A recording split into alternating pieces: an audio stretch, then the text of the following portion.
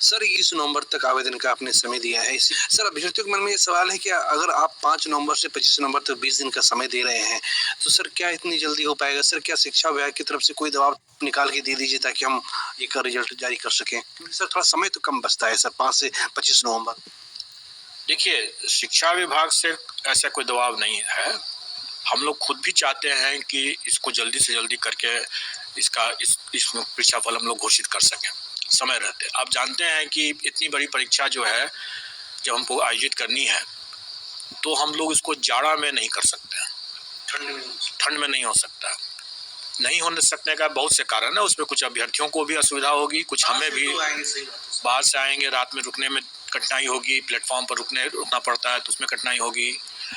दूसरा कि कुछ कदाचारी भी लोग हो सकते हैं जिसके कारण से जाड़े में मफलर है, टोपी है, स्वेटर है, कई तरह के मतलब कदाचार करने का उनकी संभावना बढ़ सकती है।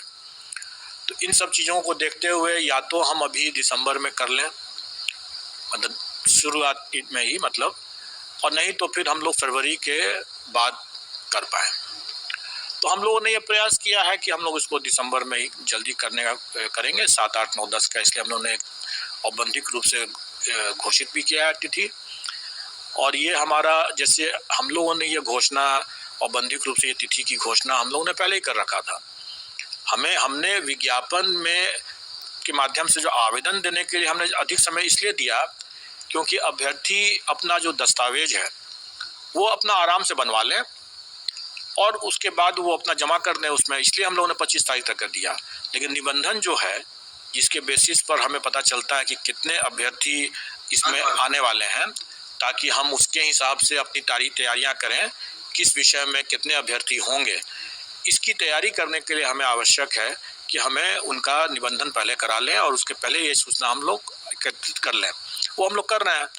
अभ्यर्थी जो हैं वो देखिए कि अभी 2-3 महीना पहले उन लोगों ने जो परीक्षा दिया उसमें काफ़ी लोगों ने तैयारी किया ही है उसमें। और कुछ तो जैसे प्राइमरी में बीएड वाले लोग जो लोगों ने भी उसको दिया, तो एक तरह से उनके लिए ये एक प्रैक्टिस टेस्ट हो गया, क्योंकि उसमें तो उनका होना नहीं था क्योंकि माननीय सर्वोच्च न्यायालय का निर्देश था। तो एक तरह से उनके लिए भी प्रैक्टिस हो गया। तो कि मैं समझता हूँ कि कई अभ्यर्थी ऐसे होंगे जो कि दोबारा देंगे, उसमें उन लोगों की प्रैक्टिस पहले से है।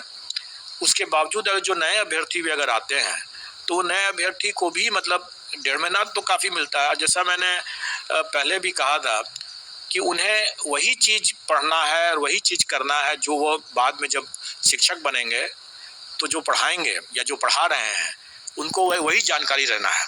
उसकी जानकारी उसका सिलेबस के